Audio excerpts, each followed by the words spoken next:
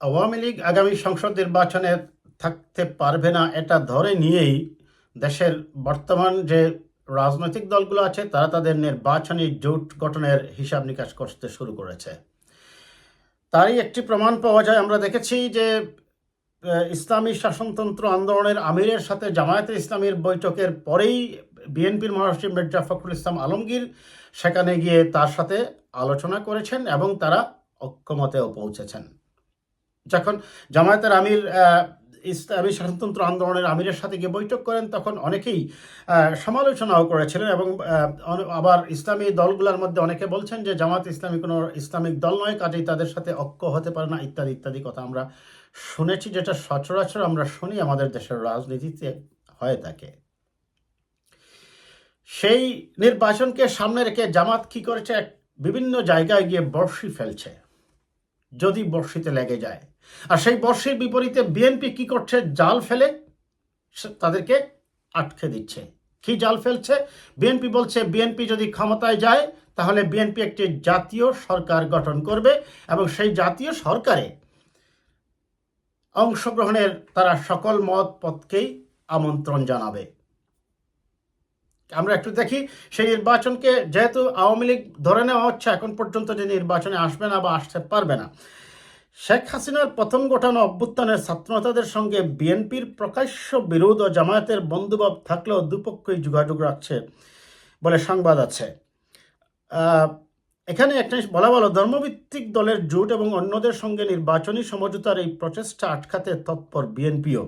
জামায়াত যে দলগুলোর দিকে হাত বাড়াচ্ছে, বিএনপিও সেগুলোকে কাছে টানছে। বর্ষি ফেলে জামায়াত সময় নিয়ে যাদের কাছে আনছে, বড় দল বিএনপি আসন এবং জাতীয় সরকারের জায়গা দেওয়ার জাল ফেলে তাদের নিজের দিকে তুলে নিচ্ছে। বুট জুটের এমন প্রতিফলন দেখা যাচ্ছে রাজনীতিতেও।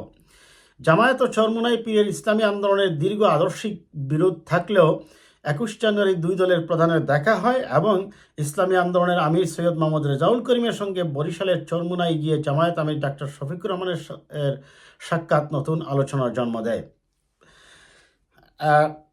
আমরা দেখি তারপরে মহাসচিব মির্জা ফখরুল ইসলাম আলমগীরকে সাক্ষাৎ করতে চরমোনাই পীর জামাত সহ অন্য ধর্মভিত্তিক দল নিয়ে ইসলামী জোট গঠনের সক্রিয় রয়েছেন।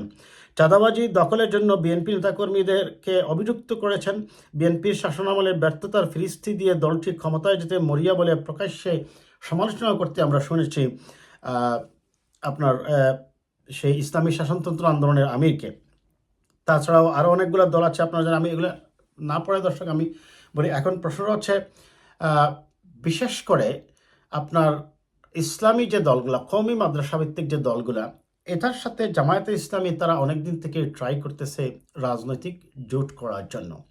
যেহেতু আওয়ামী লীগ আমরা ধরে নিচ্ছি যে মাঠে থাকবে না, তাহলে জামায়াতে ইসলামী, ইসলামী শাসনতন্ত্র আন্দোলন, খেলাফতে আন্দোলন, খেলাফত মজলিস, জমিয়তে উলামায়ে ইসলাম সহ আরও যে ছোটোখাটো বা হেফাজত সহ যারা আছে, অবশ্যই এদের মধ্যে আবার অনেকগুলো গ্রুপ আছে, খেলাফত মজলিসেরও 2টা গ্রুপ আছে। এখন এদেরকে জামায়াতে ইসলামী চাচ্ছে কাছে টানতে, কিন্তু নির্বাচনের হিসাব নিকাশ করতে গিয়ে যখন এই ইসলামী ছোটোখাটো যে দলগুলা, এগুলা কিন্তু বিএনপির সাথে অতীতে ছিল, জামায়াতে ইসলামী অতীতে বিএনপির সাথে ছিল। যেহেতু এই নির্বাচনে এখন পর্যন্ত যদি পরিবেশ পরিস্থিতি পরিবর্তিত হয় তাহলে বোঝা যাবে। এখন পর্যন্ত আমরা ধরে নিচ্ছি যে আওয়ামী লীগ নির্বাচনে আসছে না, তাহলে সেই কারণেই যে ইসলামী দলগুলোকে কাছে টানার চেষ্টা করা হচ্ছে, বা আওয়ামী লীগ যেহেতু নেই, জামায়াতে ইসলামী চাচ্ছে বিএনপির বিকল্প বিরোধী দল হাতে, এবং তারা ক্ষমতারও স্বপ্ন দেখছে। সেটা স্বপ্ন দেখা প্রত্যেকটি রাজনৈতিক দলে তার নিজস্ব এজেন্ডা থাকতেই পারে। এখন জামায়াতে ইসলামী হয়তো বা মাঠে আমরা দেখছি যে ফিজিক্যালি তাদের যে শক্তিশালী অবস্থান, বুটের রাজনীতিতে কিন্তু তারা ততটা এগিয়ে নেই। আর সেই কারণে নির্বাচনের পরে হয়তো বা দেখা যাবে একটা বড় ধরনের ফ্লপ তারা খেয়েছে। সেই কারণে তারা চাচ্ছে যে এইটার ব্যবস্থা প্রতিরোধমূলক ব্যবস্থা হিসেবে আগেভাগেই যে ছোট দলগুলা হয়তো সবগুলাকে তো বিএনপি অ্যাকোমোডেট করতে পারবে না, আসনের ব্যাপার আছে, তাদের নিজস্ব প্রার্থীদের ব্যাপার আছে, এই আসন বন্টনের ব্যাপারেও এই সবগুলাকে তারা আগের থেকেই জামাত ইসলামী চাচ্ছে যোগাযোগ রক্ষা করে যদি জামাতের সাথে জোট করা যায়, তাহলে জামাত যদি একটা বড়, ছোট হোক দলগুলা কিন্তু অনেক বড় যদি একটা জোট নিয়ে রাজনীতিতে থাকতে পারে, দানের শীষের এগেনস্টে প্রতিদ্বন্দ্বিতা করতে পারে, তাহলে হয়তো বা তাদের বুটের বাক্সে দেখানো সম্ভব হবে যে তাদের একটা বিরাট সংখ্যক বুট আছে। আর সেই কারণেই জামাত ইসলামী আগেভাগেই সবগুলা ছোট ছোট রাজনৈতিক দলগুলোকে, বিশেষ করে যেহেতু তারাও একটি ইসলামিক রাজনৈতিক দল, যদি এখানে বিতর্ক আছে, কওমি মাদ্রাসা ভিত্তিক অনেক সংগঠনের নেতারা বলছেন যে জামাত ইসলামী কোনো ইসলামিক দলই নয়।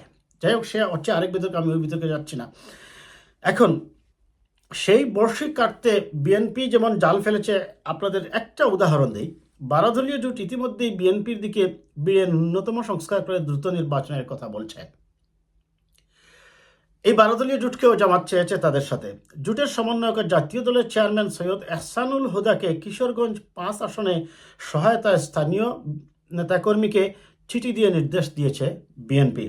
অন্তর্বর্তী সরকার ও গণঅভ্যুত্থানের ছাত্রনেতাদের ঘনিষ্ঠ একটি দলের নেতা বলেন, দলগুলোকে কাছে টানা এবং ধরে রাখার ক্ষমতা বিএনপিরই বেশি। বর্তমান পরিস্থিতিতে নির্বাচনে বিএনপির বিজয় প্রায় নিশ্চিত। ইতিমধ্যে ঘোষণা দিয়েছে জয়ী হলে আন্দোলনের সঙ্গী দলগুলোকে নিয়ে জাতীয় সরকার করবে। বুটের মাঠে বিএনপির চেয়ে অনেক পিছিয়ে থাকা জামায়াত দলগুলোকে 5 থেকে 10 আসন ছাড়লেও বিএনপির কাছে থেকে 1-2টি আসন পেলেও সংসদে যাওয়া অধিকতর নিশ্চিত। এ সমীকরণে দলগুলো জামায়াতের বদলে বিএনপির ডাকেই সাড়া দেবে।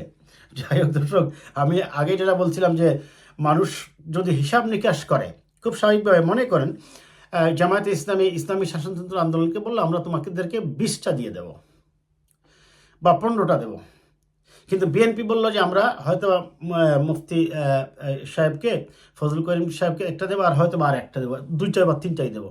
তখন এই মুফতি সাহেব, আমি একটা উদাহরণ দিচ্ছি, অন্য দলগুলো তারা যেটা চিন্তা করবে যে 10টা 20টা এনে একটাতেও পাস না করাচ্ছে, যদি 2-3টাও বিএনপির কাছ থেকে পাওয়া যায় আর যদি নিশ্চিতভাবে এখানে বিজয় ধরে নেওয়া যায়, তাহলে তো ওইদিকে থাকাই ভালো।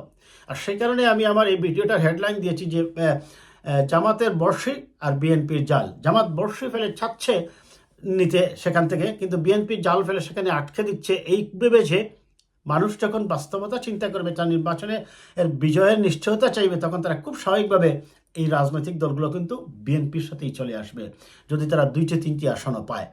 আর জামাতের উদ্দেশ্য পাশ করাচ্ছেও আমি মনে করি না, জামাতে মনে করছে না যে তারা যে পাশ করে ফেলবে, সংখ্যাগরিষ্ঠ আসন পেয়ে ফেলবে। তারা চাচ্ছে যেটা, যে এখন তাদের যে অবস্থান আছে রাজনীতির মাঠে কর্মী বাহিনী দিয়ে, সেই শক্তিশালী অবস্থানকে তারা যাতে নির্বাচনের পরেও ধরে রাখতে পারে, সেই কারণে একটা সার্টেন লেভেল অ্যামাউন্টের বুট তারা যাতে পায় এবং তাদের অবস্থানকে ধরে রাখতে পারে, সে কারণেই তারা চাচ্ছে এই দলগুলোকে একটু বেশি আসন ছেড়ে দিয়ে হলেও তাদের সাথে নিয়ে জোট করার। তো দেখা যাক, সামনে আরও অনেক সমীকরণ আসবে। ইতিমধ্যে আমরা দেখছি বিএনপি কিছু কিছু আসনে যারা ছোট ছোট দলের প্রধান আছেন তাদের 2-1জনকে সহযোগিতা করতে বলেছে। আলটিমেটলি হয়তো বা দেখা যাবে, আমরা এখনো নিশ্চিত নই, দেখা যাবে যে এরকম 5টি 10টি বা 15টি আসন তারা হয়তো ছেড়ে দিতে পারে। জামাত হয়তো সেক্ষেত্রে বলবে যে আমরা 100টি আসনই ছেড়ে দেবো, কিন্তু 100টি আসন নিয়ে তো লাভ নেই যদি পাশ করতে না পারেন। কাজে এই বাস্তবতা বুঝে আপনারা দেখবেন যে ইসলামী দলের নেতারাও তারা কিন্তু এখন খুব নীরব ভূমিকা পালন করছেন এবং তারা অপেক্ষায় আছেন সময় সুযোগ বুঝে। যদি আওয়ামী লীগ নির্বাচনে নাই আসে তাহলে হবে নির্বাচনের সমীকরণ একরকম, আর যদি আওয়ামী লীগ চলেই আসে তাহলে হবে নির্বাচনের সমীকরণ আরেক রকম। তবে যেটাই হোক, যে বর্ষি ফেলছে জামাত বিভিন্ন জায়গায়, সেই বর্ষিকেই আপনার আটকে দিচ্ছে বিএনপি তার জাল ফেলে। আজ এ পর্যন্তই।